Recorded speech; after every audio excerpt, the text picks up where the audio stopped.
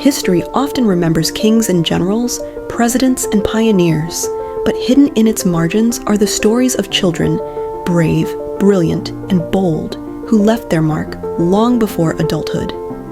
In the forests of Virginia, on the battlefields of revolution, aboard ships and missions, and deep within indigenous nations, young lives shape the fate of North America. These are not fairy tales. These are true stories of youth who dared to lead, resist, dream, and endure. This is Young Legends of North America, a journey through time to meet 10 extraordinary children and teens who changed the world before they ever grew up. Pocahontas, Virginia, age 12. Before she became a name known around the world, Pocahontas was just a young girl of the Powhatan people. Born around 1596, she was the daughter of Chief Powhatan, the most powerful leader in the Tidewater region of what is now Virginia. At around 12 years old, she found herself at the center of a brewing storm between her people and the strange newcomers from across the ocean, English settlers who had built a fort called Jamestown. While many remember the tale of her saving Captain John Smith, the truth is more complex. What is known is that Pocahontas acted as a messenger and peacekeeper between the settlers and her tribe. Her curiosity, courage, and compassion helped ease tensions at a time when violence was on the verge of erupting. She would later be kidnapped by the English, convert to Christianity, and travel to England as a symbol of the so-called New World. But it was her early years, running through the forests of Senecamoca and bridging cultures before she was even a teenager, that made her a legend. Sybil Ludington, New York, age 16. The night was dark and rainy on April 26, 1777, when 16-year-old Sybil Ludington climbed onto her horse and galloped into history.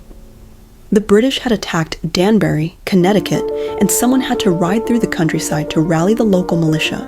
With her father, Colonel Henry Ludington, unable to leave his post, Sybil volunteered. Over the course of that stormy night, she rode more than 40 miles, nearly twice as far as Paul Revere, to warn American troops. She rode through woods and past sleeping farms, banging on doors and calling out that the British were coming. By dawn, hundreds of soldiers were assembling, thanks to her warning. Unlike many famous male figures of the Revolution, Sybil received little recognition in her lifetime. But her bravery, stamina, and dedication to the cause at such a young age have cemented her place as one of America's unsung teen heroes. Sequoyah, Cherokee Nation, age 13. Long before he created the Cherokee syllabary, young Sequoyah showed signs of genius. Born around 1770 in what is now Tennessee, he grew up in a time when his people were under pressure to assimilate or disappear.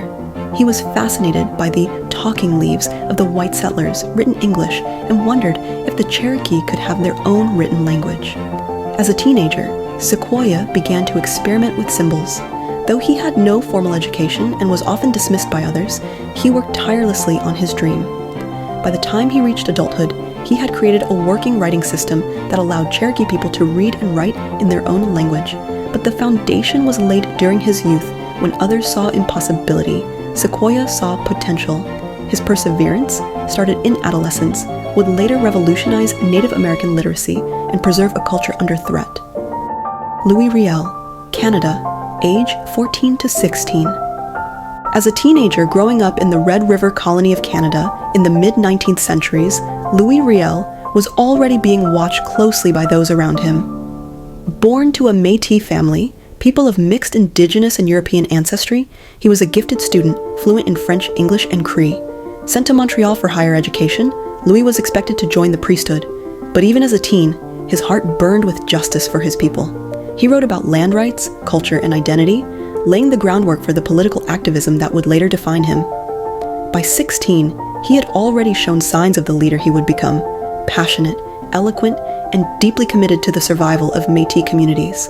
His teenage years were filled with questions about who he was and what his people deserved, questions that would lead him to become one of the most controversial and impactful figures in Canadian history. Eulalia Pérez, California, age 15. In the late 1700s, a young girl named Eulalia Pérez walked the sun-drenched paths of Mission San Gabriel in what is now California. Born in 1766 in Loreto, Baja California, she came to Alta California as a teen during Spanish colonization. At about 15, she began working at the mission, first as a housekeeper, later as a teacher, and eventually as the mission's mayor doma, or overseer. That was virtually unheard of for a woman at the time, especially one of mestiza descent. Through her eyes, we glimpse early Californian life, the clash of cultures, the daily routines of indigenous laborers, the strict rule of the padres. She later dictated one of the only first-person female accounts of the Spanish mission system, leaving behind a legacy of both insight and resilience. As a teen, she had little idea that her memories would become historical treasures, shedding light on a complex and often erased era. Samuel Comstock, Connecticut, age 17. In 1824, 17-year-old Samuel Comstock boarded the whaling ship Globe and sailed into infamy. Hailing from Connecticut, Samuel was intelligent, charismatic, and deeply troubled. Just weeks into the voyage, he led a violent mutiny, killing the captain and several officers in a bid to create his own island kingdom. He dreamed of escaping society entirely, ruling a utopia built from his imagination. But reality had other plans. After seizing the ship, internal conflicts erupted. Samuel's fellow mutineers turned on him, and he was murdered by the very men he had recruited. His story is one of brilliance, delusion, and the violent discontent of a young man who felt out of place in the world he was born into. Though his legacy is tragic, Comstock remains one of the youngest and most audacious mutineers in maritime history.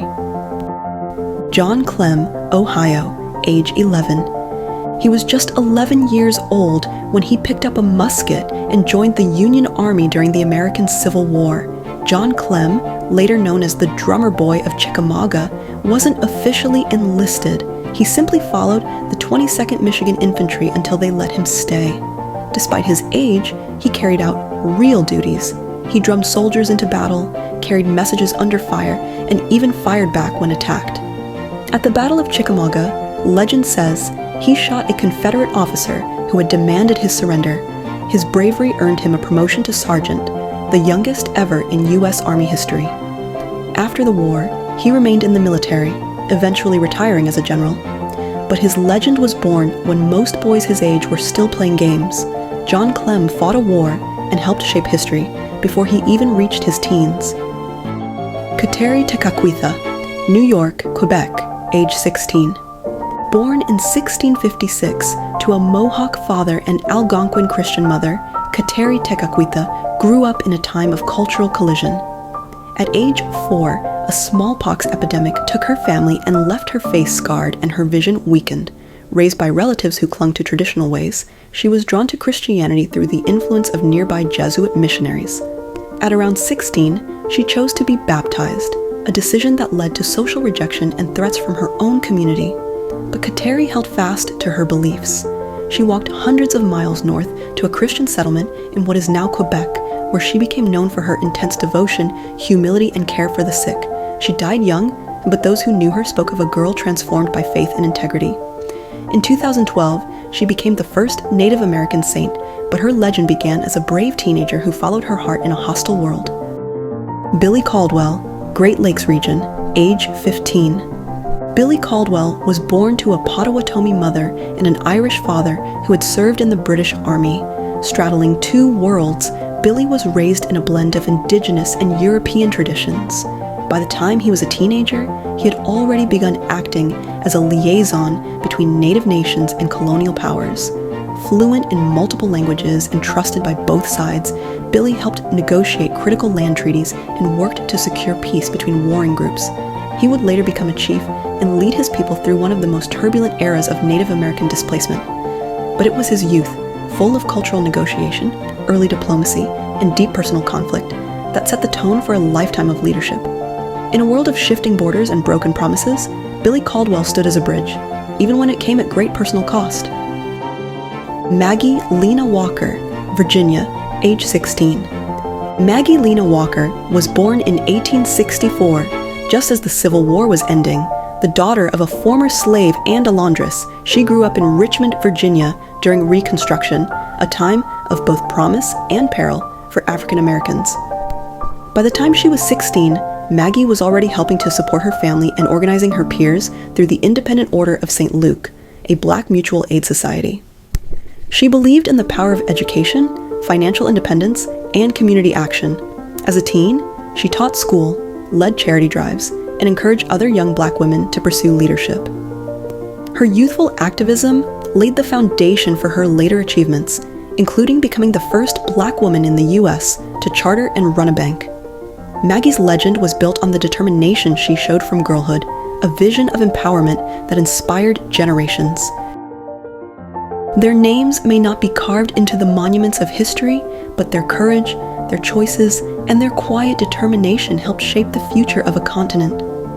These were not just young people. They were visionaries, messengers, protectors, and leaders before the world expected it of them. Across villages and cities, rivers and coastlines, their stories still echo. Because greatness doesn't wait for adulthood, it lives boldly, even in the young. This has been Young Legends of North America. Thank you for watching. For